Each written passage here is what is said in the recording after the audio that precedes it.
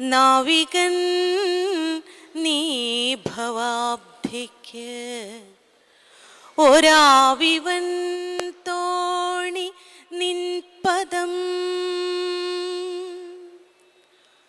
ഒന്നൊന്നായി എണ്ണി എണ്ണി തൊട്ടെണ്ണും പൊരുളൊടുങ്ങിയാൽ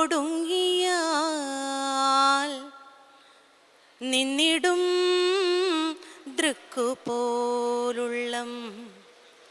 നിന്നിൽ അസ്പന്ദമാകണം.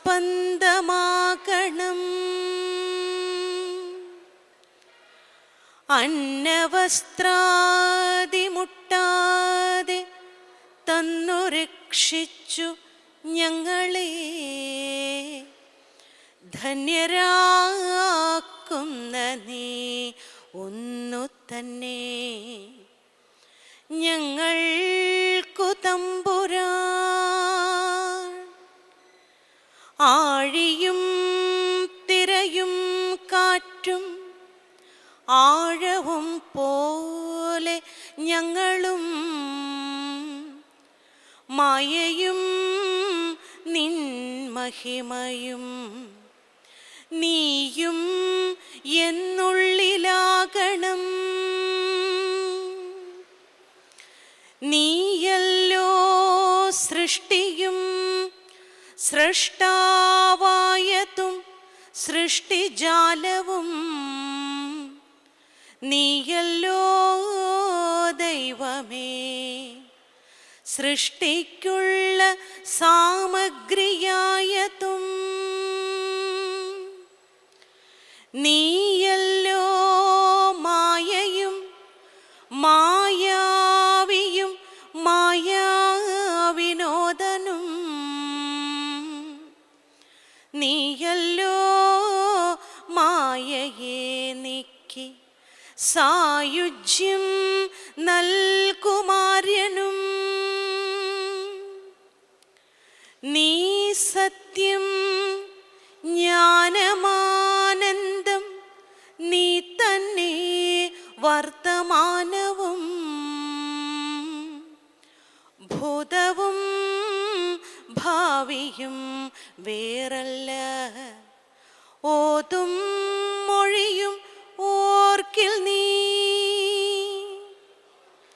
അകവും പുറവും തിങ്ങും മഹിമാവാർന്ന നിൻപദം പുകഴ്ത്തുന്നു ഞങ്ങളങ്ങ്.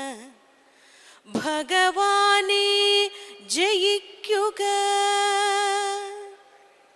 ജയിക്കുക മഹാദേവ ദീനാവന പരായണ. ജയിക്കുക ചിദാനന്ദ ദയാസിന്ധോ ജയിക്കുക. ആഴമേറും നിൻമഹസ്സാം ആഴിയിൽ ഞങ്ങളാകവേ ആഴണം വാഴണം നിത്യം വാഴണം വാഴണം സുഖം.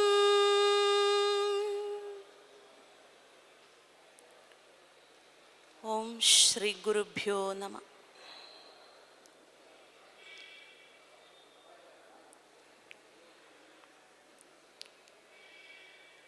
മഹാഗുരുവിനു മുന്നിൽ പ്രണാമം.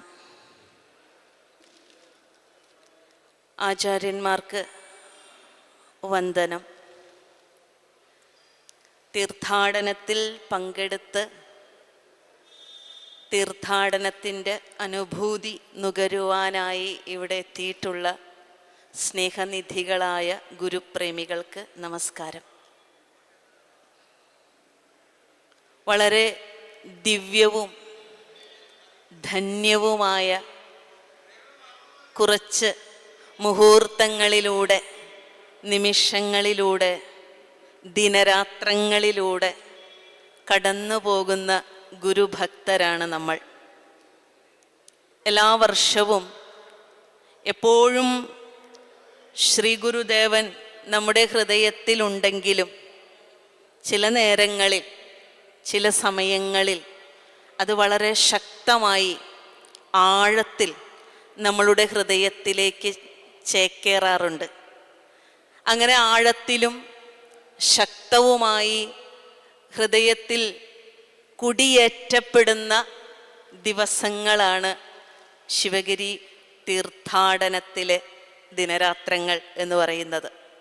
നമ്മെ സംബന്ധിച്ചിടത്തോളം ഈ പുണ്യഭൂമിയിൽ വരുവാനും ഈ പുണ്യഭൂമിയുടെ ഉടയവനെ ദർശിക്കുവാനും ആ ഉടയവൻ്റെ വാക്കുകളെ ശ്രവിക്കുവാനും ആ വാക്കുകളുടെ വചനമാധുര്യത്തെ വിചാരം ചെയ്യുവാനും ആ വിചാരധാരയെ സ്വാനുഭവമാക്കുവാനും ആഗ്രഹിക്കുന്ന ഗുരുഭക്തരാണ്.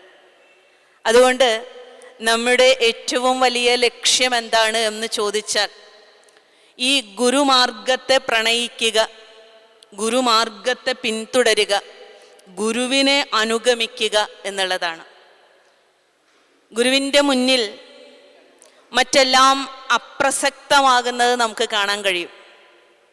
ഒരു മഹാസൂര്യൻ്റെ മുന്നിൽ ഗദ്യോതത്തിന് എന്ത് പ്രസക്തി?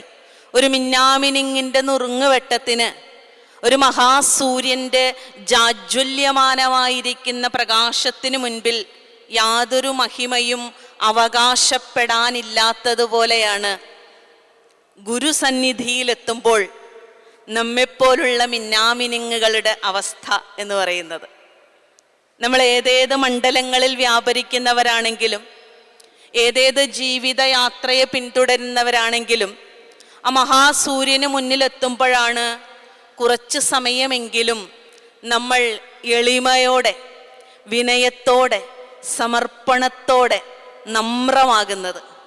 ആ നമ്രതയാണ് നമ്മുടെ ദൈനംദിന ജീവിതത്തിൻ്റെ, നമ്മുടെ കുടുംബ ജീവിതത്തിൻ്റെ, നമ്മുടെ വ്യക്തി ജീവിതത്തിൻ്റെ ആധാരശില എന്ന് പറയുന്നത്. ആ നമ്രത എവിടെ നിന്നാണ് ഉണ്ടാകുന്നത് എന്ന് ചോദിച്ചാൽ അത് ഗുരുവിനോടുള്ള പ്രേമത്തിൽ നിന്നാണ്. ഗുരുവിനോടുള്ള ആ അനുരാഗത്തെയാണ്, ഗുരുവിനോടുള്ള പ്രണയത്തെയാണ് ഭാരതം ഭക്തി എന്ന് വിളിച്ചത്. ഭക്തി എന്താണ്? സാത്വസ്മിൻ പരമപ്രേമരൂപ, ഭഗവാനിലുള്ള പരമപ്രേമത്തെയാണ് ഭക്തി എന്ന് പറയുന്നത്. നമ്മെ സംബന്ധിച്ചിടത്തോളം ഈ ലോകവാഴ്വ്, നമ്മുടെ ലോകവാഴ്വിനെ ധന്യമാക്കി തീർക്കുന്ന മഹാത്മാവാണ് ശ്രീനാരായണ ഗുരു എന്ന് പറയുന്നത്. ആ ഗുരുവിനോട്